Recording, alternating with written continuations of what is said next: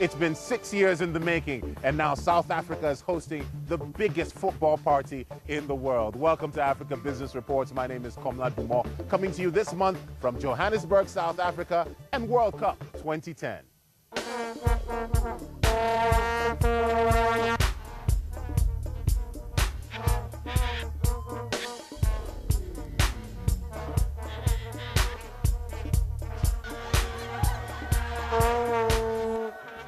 Billions of dollars have been spent on new stadia, new roads, new airports.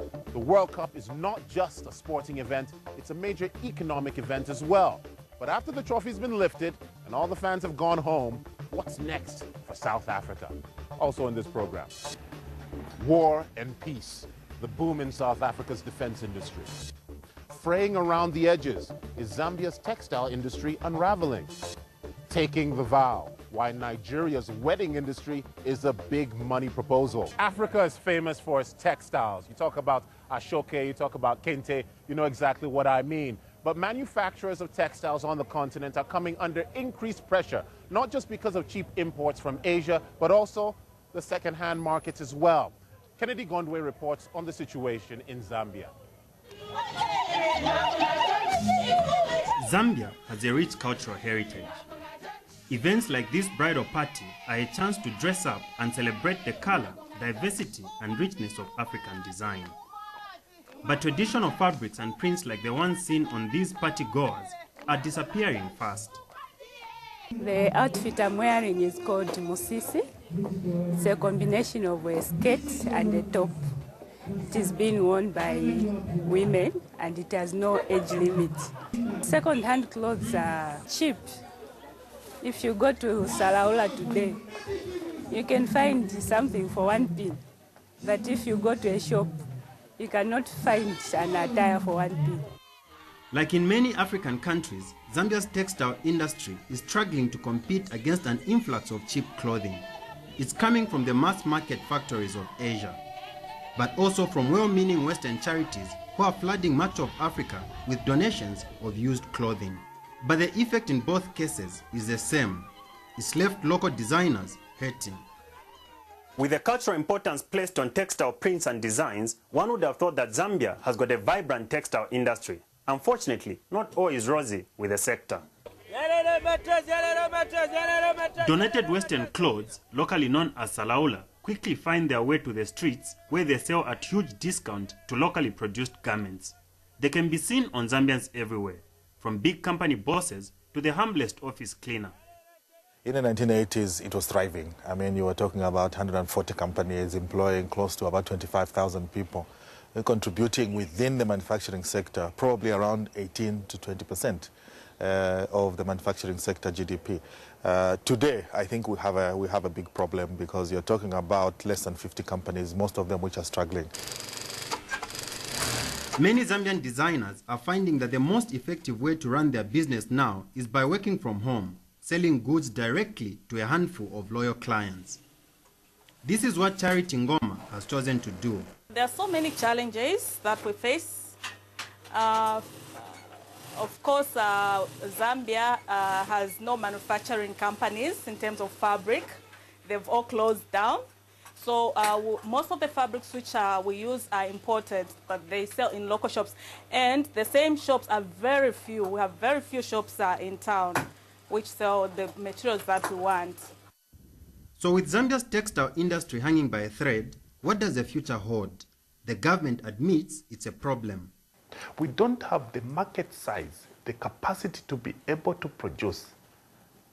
So economies of scale still remain a challenge.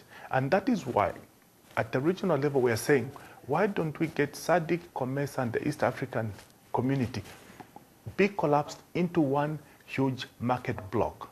Because unless you have a size of a market, it becomes unprofitable for a chap to set up a textile industry only to sell to 1 million people.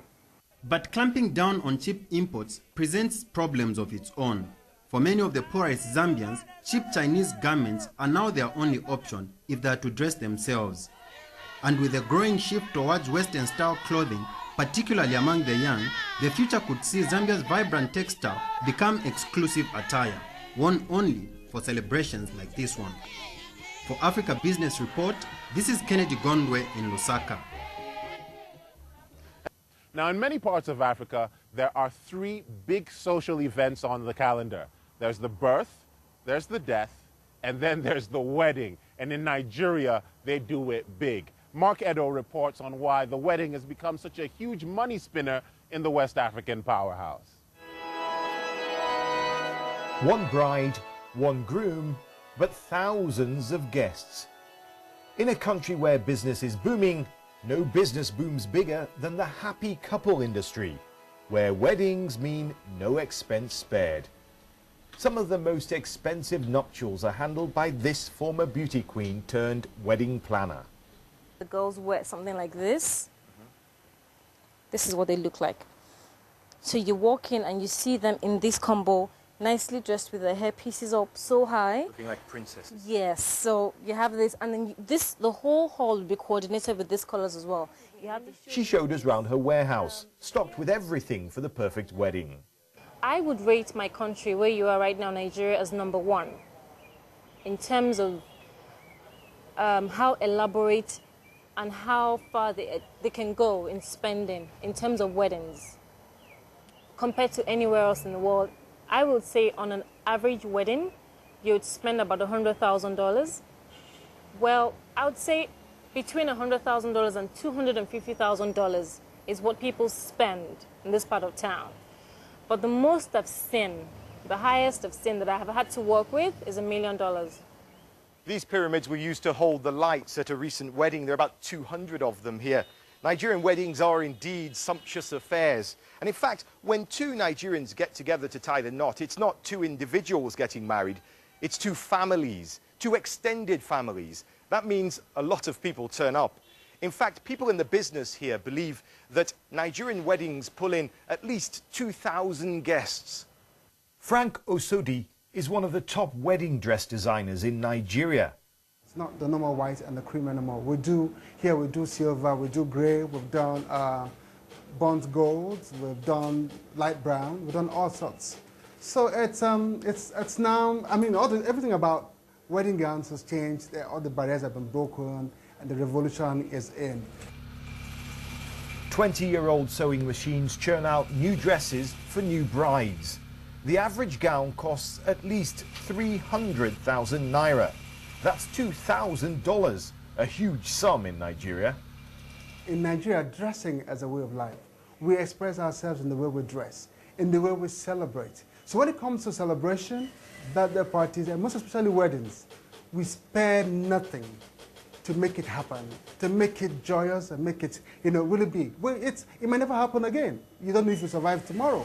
So for that very moment, for you and for those who are coming, it has to be big. I don't know how it happens anywhere else, but in Nigeria, we spend a lot of money to be happy. One day we did a wedding. Dili Momodu has made a fortune from weddings in his magazine, Ovation. You pay to be in the magazine, and you pay for a copy of the magazine. The truth of the matter is that three things are most important to Nigerians. The day you were born, the day you get married, and the day you die. So we chose the middle, the wedding. The dream of every Nigerian woman is to find that perfect husband. So when they eventually find that man, they are ready to spend anything. It's a huge carnival, trust me. And it starts now with event planners. The event planner sits down, you tell them you want a guest of 2,000. If you send out 2,000 invitation cards, you can be sure about 3,000 or 4,000 will turn up. And everything is free. Food, drinks, champagne flowing, everything is free. And the way I joke about it is that it could be a form of social security because people look out for those weddings every weekend. People go there and have free food. Sometimes they give out the type of dress I'm wearing now to people, to family members who are not so rich. So maybe that's a kind of social security after all. So in Nigeria, when you say I do, it also means I spend. Mark Edo, Africa Business Report, Lagos, Nigeria.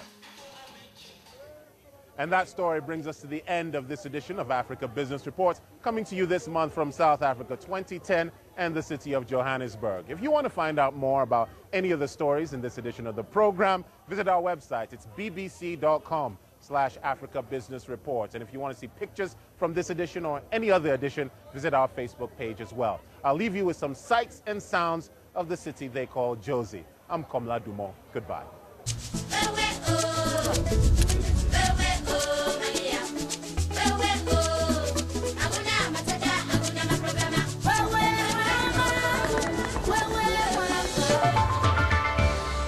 I'm Sean Fletcher, live in South Africa as Brazil attempt to make it 2 wins out of 2 when they take on Ivory Coast at Soccer City in the World Cup.